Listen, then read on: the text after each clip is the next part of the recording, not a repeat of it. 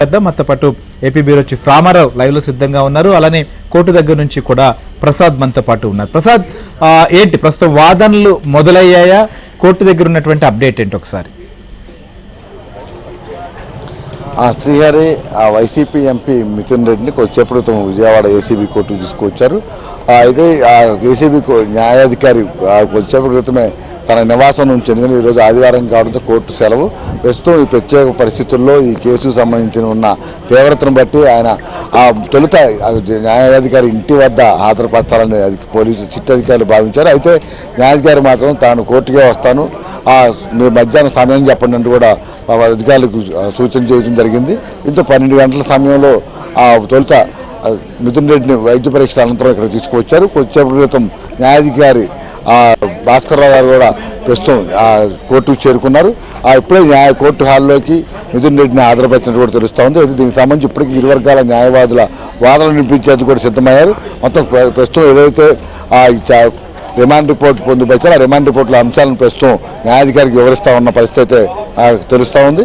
ఆ రిమాండ్ రిపోర్ట్లో ఉన్న అంశాలను బట్టి ఇటు ప్రాసిక్యూషన్ తరఫున, అదేవిధంగా మిథున్ రెడ్డి తరఫున కూడా హైకోర్టు న్యాయవాదులు తమ వాదనలు వినిపించేందుకు సన్నద్ధమవుతారు. దాదాపు ఈ వాదనలు అరగంట నుంచి గంట పాటు జరిగే అవకాశం ఉందని కూడా చెప్తా ఉన్నారు. ఎందుకంటే గతంలో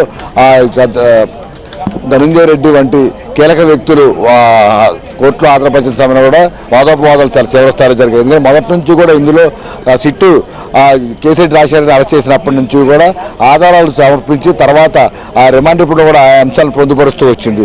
అయినప్పటికీ కూడా మొదటి నుంచి ఇప్పటివరకు వైసీపీ తరఫున, అదేవిధంగా ఎవరైతే నిందితులున్నారో వారి తరఫున వాదించే న్యాయవాదులు మాత్రం ఇదంతా కూడా రాజకీయ కుట్రతోనే పెట్టారు, ఎక్కడా కూడా ఆధారాలు లేకపోయినప్పుడు కూడా కేవలం స్టేట్మెంట్ల ఆధారంగా కేసులు నమోదు చేస్తున్నారని కూడా వాదనలు వినిపిస్తూ ఉన్నారు. అయినప్పటికీ కూడా ప్రాసిక్యూషన్ వాదనలతోనే ఏసీబీ కోర్టు మొదటి నుంచి కూడా ఏకీభవిస్తూ వారి నిందితులు రిమాండ్ విధిస్తూ వచ్చింది. ఇప్పుడు ఈరోజు మిథున్ రెడ్డి అంశంలో కూడా రిమాండ్ విధించే అవకాశం ఎక్కువ ఉందని న్యాయ నిపుణులు అయితే అభిప్రాయపడుతున్నారు. వాదనలు పూర్తయిన తర్వాత ఏసీబీ కోర్టు ఏం చెప్తుందనే అంశంపై ప్రస్తుతం అందరూ ఉత్కంఠగా అయితే ఎదురు చూస్తున్న పరిస్థితి ఇక్కడ కనిపిస్తుంది.